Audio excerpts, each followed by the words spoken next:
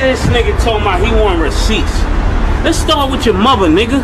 Your mother got the receipts, nigga. Everything is in your mother's name. Months ago, Mace, he went viral over some comments he made about the night that Biggie got killed. He said that after Biggie got killed, over 70 Bloods went to his hotel room looking for him to try to kill him. And he said that she was the only one that came to his hotel room to get him. Well,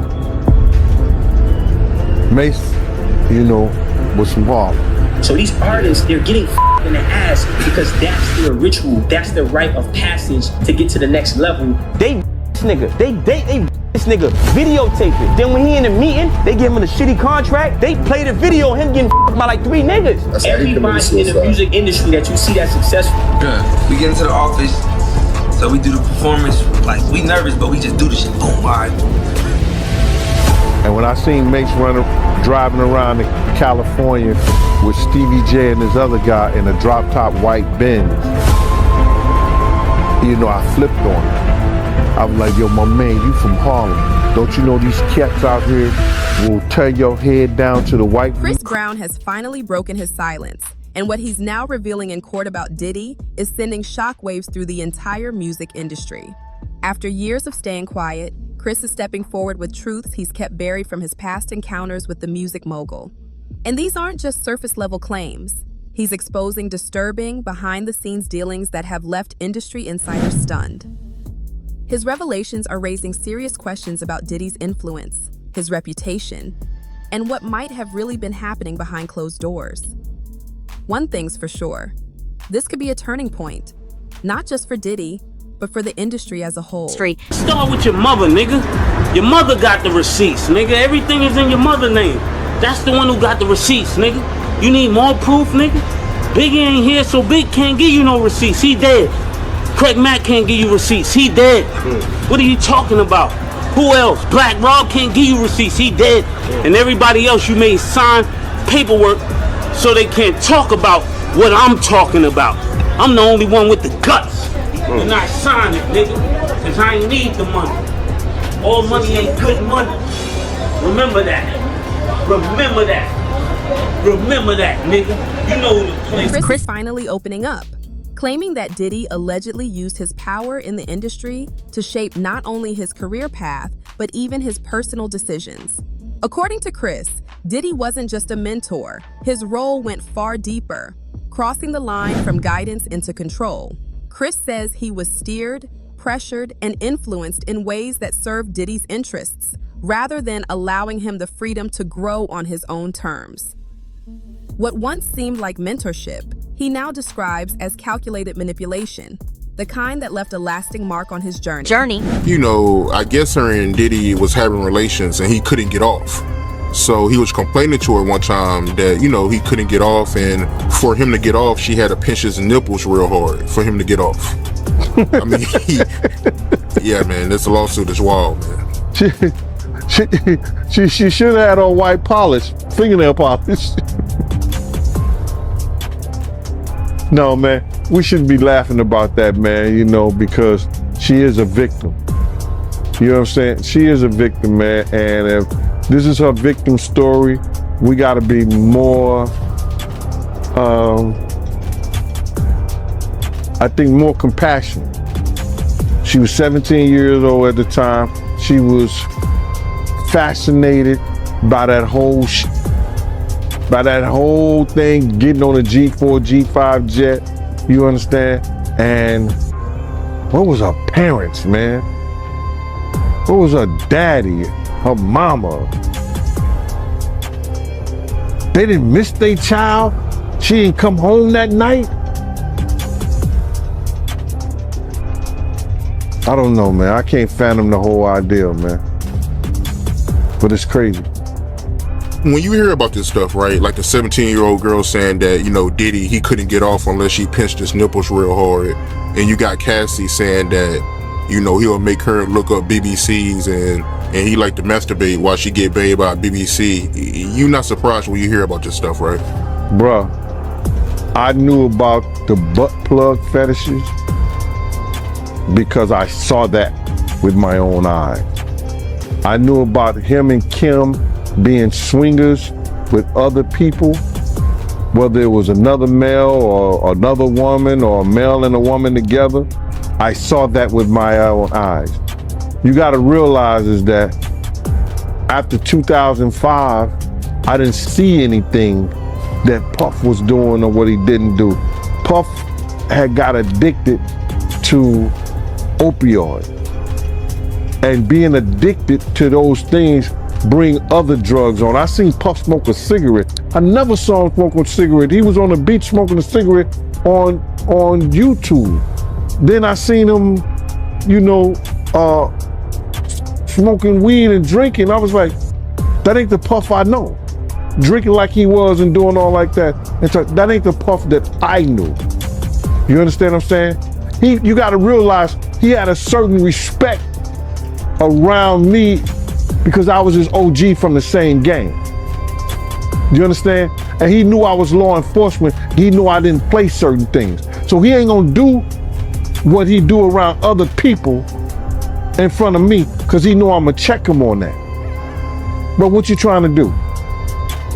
So to say that what he's being known for with Cassie, I can only equate to some of the things that I seen him and Kim go through.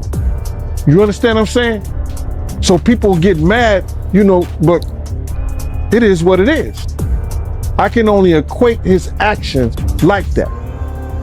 Crazy, man. So all this stuff about him having fetishes is true. Oh, no doubt. Especially if he getting butt plugs in different flavors. But speaking of butt plugs, right, I remember some years ago, Cameron, he did an interview and he told a story about how he went to Diddy house with Mace. Yeah. And he found the dildo in the sink. I think that was crazy. I think that was out of, and then Mace said that was Puff's. I think he said Mace said that was Puff's, but Mace was in the bathroom with it. I don't know what that was all about, man, but that was real weird to me. That was crazy. Crazy, man. But before we get off of that, right, I remember you told me a while ago that, Mace, he used to live with Diddy, and he know a lot of stuff about Diddy that a lot of people don't know. Man, it's a lot of stuff that Mace and Usher know that they ain't telling about Diddy. There's a lot of stuff that they know. Can you imagine, bruh? Can you really imagine? What you mean by Usher, though? Usher used to stay with Diddy, too, when he was younger. Chris Brown's decision to step forward and testify against Diddy isn't just headline-grabbing drama. It's a moment that could shift the entire music industry. This isn't only about personal grievances. It's about pulling back the curtain on years of silence, power struggles, and hidden truths. What makes it even more intense is how it ties back to Chris's own history, including that infamous incident with Rihanna, a moment that shaped public opinion and haunted his career for years. Now, with these new revelations, people are starting to wonder just how much of Chris's past might have been shaped by powerful forces working behind the scenes. But Chris Brown took the most punches in a way. Yeah. We get into the office, so we do the performance, like, we nervous, but we just do the shit. Boom, all right. He said, yeah, I like this too. I don't like this light-skinned nigga up there. This little nigga up there. Fuck nah. I said, that shit just melted in that goddamn office at 12. I said, look, I mean, fucked up. And you 12 years old. Yeah. But So, look, I gotta ask. yeah. Your partner was dark skinned? I mean, I gotta ask. Yeah, my brother was Insiders close to the situation say Chris is now revealing that Diddy's influence went far beyond the world of business. It helped create an environment of pressure, control, and unhealthy expectations. According to Chris, the intense atmosphere, questionable deals, and emotional strain played a major role in some of the lowest points of his life. While he continues to take responsibility for his past mistakes, including the highly publicized incident with Rihanna, he's now pointing to a deeper layer of influence that fueled the chaos, suggesting Diddy's role in his life wasn't just powerful, but potentially damaging. Meek Mills Well, he said a Philly rapper. You understand? And it was redacted in the paperwork to that, because first of all, it had Meek Mills, it had Stevie J, they had redacted their names, and they had Usher, and they redacted their names and just said a performer of the Super Bowl and a Philly rapper. Everybody kind of knew back in the day that Meek Mills and Puff was a little too friendly. Anytime two rappers or two people in the industry come dressed up alike on more than one occasion, my man, listen here, man. My dudes in Philly, I got some real strong dudes in Philly. They don't play that shit. And they probably embarrassed for the fact to see that Meek Mills, one of the street guys that came out of there, got caught up in this Hollywood, whereas that he's dressing like, he dressing the same he dressing like Diddy? Hugged up with Diddy? I think that Lil Rod know a lot of shit, but I know this. Two men dressing alike, it's just like two men laying down. When they both get up, they both homos. And that's real talk, bruh. My man, you go to a party, dog, and the nigga got the same shirt you got on, I'm taking my shirt off. I'm walking around in a t-shirt. And then, not to blow Meek Mills up out the water or anything like that, it was said that they checked his Google search and all the other shit, and he was searching for some online gay porn and all the other shit like that. Oh, wow. That shit is crazy, bro. But listen, those are what, you know, it's crazy that money, that lifestyle, and you trying to fit into something get you. These guys never set out to do all this shit. Meek Mills, when he got into the game, he didn't set out to be questioning about his manhood with Diddy. But he put that Chris is finally pulling back the curtain on his past relationship with Diddy. And this time, he's not holding anything back. He's demanding accountability, speaking openly about the emotional and professional toll it took on him. And this legal battle could be much bigger than just one man's story. It might trigger a larger reckoning across the music industry. As Chris steps into the spotlight, it could give other artists the courage to speak out, possibly unleashing a wave of new revelations and legal challenges that take aim at the power structures that have ruled the industry for decades. Held in place. What do you think about Gene Deal? Gene Deal, I know Gene Deal. Puff hired Gene Deal to work with him. Whatever Gene's deal beef is with Puff, I don't know. For me, Gene Deal, I had no problems with Gene Deal. I just go off of what, you know, I hear about Gene Deal, but I don't like to comment on it because I don't know the facts. But as far as Gene Deal, I ain't got no problems with him. You know what I mean? And whatever he's doing is what he's doing. Like, you know what I mean? That's his life. You know what I mean? It's his mind, his feelings. You know, I try not to get in other people's feelings because once you do that, then you become an enemy or you become, you know, something else. You understand what I'm saying? Right. So I try not to make too many comments on people, but you did have a comment about him on Queen Slip. Yeah. Something happened and he's your security. You know, that's the number one question in the streets. How can you be security and these people die? Like, you know what I mean? That's something that Gene got to handle. I can't answer the question. You know what I mean? In his defense, he'll say, "Oh, I wasn't big security. I was Puff security." But, you know, you're still security nonetheless. You're still security. But whatever made him lead to that decision that he made, he's a grown man. He made the decision. You know what I mean? But I just think that sometimes, and it's not only directed to Gene, to me, you know, we gotta watch who name we use and how we use it. A lot of bitterness, and then just they'll just make up anything. I feel like from views now. Like, right. Your mans. That's why I like your mans. He actually called in to Gene Deal's show and tell him what it was. Fact, right there with him. Yeah. That's what he do. That's what he like to do. So, you know, like, even Gene, you know, he feels like, yo, that's your man. You riding with your man. You know, I'm in the middle. Like, I don't got no beef. I don't want no beef with my man, and I don't want no beef with you. This is why I say what I say. Like, this is my man's feelings. This is the way he feel. I'm not gonna change his feelings for what? This is the way he feel. You know what I mean? Gene, I tell my man, this is the way he feel. I'm not gonna change his feelings the way he feel. Like, you know what I mean? So, at the end of the day, we all grown men, we gotta feel our feelings out.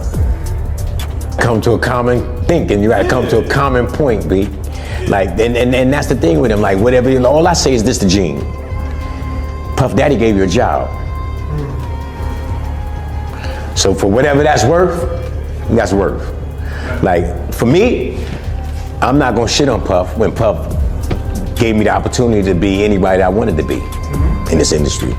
Because Puff started 0-2. It was Puff's ambition, it was Puff's drive, it was Puff's tenacity, and that's what got Puff to who Puff he is today. So Puff, and through that process, from Puff being to that point, to the point he is now, he gave dozens and dozens and dozens of opportunities out. So whoever took advantage of their opportunities, took advantage of their opportunities. Whoever didn't, didn't. You know, and Puff don't look at the people that didn't take advantage of the opportunities bad. He just says, yo, I gave you the opportunity. So it's up to you what you do with it. I ain't gonna be mad that you choose not to take advantage of your opportunity. That's up to you. I took advantage of my opportunity. So don't be mad at me for taking advantage of my opportunity. And that goes with the world. The thing is, like, did Jada Pinkett fuck Tupac? I don't know. There was a lot of fucking wives and fucking girlfriends. I know that. A lot of fucking. I mean, you know, I don't like I said, man, only way that I'ma know that they fuck is unless I seen them fuck. Right, just like a person saying, yo, that person is gay. Only way I know they gay is unless you do gay shit. And I seen you do gay shit, I can't take nobody else's word for it. Right. And I don't want to be on somebody's dick IRA about that. Even if you say you fucking her. Right. You ain't gotta be fucking her. How many times motherfuckers lied on their dick? Right. Yo, I fucked her. And you ain't fucked me, you lying on your dick. Plenty of that goes on in our hood. But all you gotta say is say it. That's all. That's all you gotta do is say it. Right. Be like, yo, I fucked her. And being who you are and your status or where you are, people think that you're telling the truth when you could be lying. So now, me, the question, did Faith fuck Tupac? No. This is my belief. Did Misa fuck Suge? No. This is my belief. Like, you know, I wasn't there. Did Christopher Williams suck Puff's dick? No, I wasn't there to see this. So I can't sit here and say, yeah, this happened. No, that didn't happen. No, it didn't happen because I ain't see it happen. And that's where I'm at. And this is what helps it for me. Like, you know, because we can't believe rumors. Because a rumor can go any way. Like, we gotta know for facts, for sure, that this happened or that happened. Chris now claims that Diddy's promises of support and mentorship were anything but genuine. Instead, he describes a pattern of high-pressure tactics, one-sided deals, and a controlling atmosphere that left him feeling trapped. According to the lawsuit, Diddy built his image as a guiding figure, a man who opened doors and elevated talent. But behind closed doors, he allegedly kept a tight grip on the careers and choices of those in his circle. Chris's testimony paints a far darker picture, one where opportunity was an illusion and influence was really about quiet domination, leaving everyone to wonder just how deep this control really went. There was an artist on Chrono 2000 by the name of Capricorn that Suge spoke on in regards to Puffy. Can you tell me who Capricorn is and how she ended up on Chronic 2000 and what her history with Puffy is? Yeah, Capricorn is a cool chick. She was young when she was around Death Row. She was like 19 or 20. Capricorn is Stormy. She was Stormy's best friend when the issues out there when Stormy faked her robbery. She know that's an inside joke between me and him. And when she allegedly got robbed in her house, and we had to move her behind the gate into one of Reggie houses in Porter Ranch. Well, Stormy and Capricorn were good friends, very good friends. And we put her on Chronic 2000 and she did okay. You know, because Stormy was managing her and we was trying to get, you know, Stormy some publicity and looking out for, you know, Suge baby mama. And it's one of his closest friends. And so we put her on that album. She later on went and became one of Puffy's assistants. She was all in one of those TV shows where Puffy kept calling her Cap. And she was on there. And she's real cool. I know she was getting that information from Stormy, so I believe it to be factual. I'm not going to say that it's untrue or anything like that, because she was a close associate of Puffy Combs. Don't know the allegations of what happened, but all I can say is Suge throwing it out, Suge knows details about it, and it's very, very factual. The last I heard, I know they're not together now, the last research I did on Cap, I heard she was also in a relationship, left working for Puffy, and that makes sense why, because she allegedly was getting forced by Puffy because she knew of Cassidy and Kid Cudi relationship, and Puffy was tripping on her about that, and they paid her off and gave her some money, cut a check from Interscope. That's what Interscope does. That's Jimmy Iovine training, so I'm sure the person that probably did it was my boy, Steve Berman. The last I heard, she was in a relationship with Nas. Shout out Nas. Y'all know I like Nas. Like Nas a lot. And that's the last I heard about Cap. I haven't heard anything additional about Capricorn since then, but all I can say is Capricorn is a beautiful, cool young lady, and was close relationships with Lil Suge and Stormy. And I'm pretty sure that's where Suge got that information from.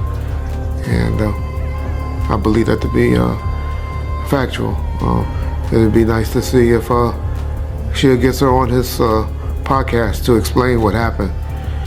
But one thing I give Suge credit for, and I can even tell he don't really want to, he hates Puffy and Snoop. If it was Snoop, he might be in trouble.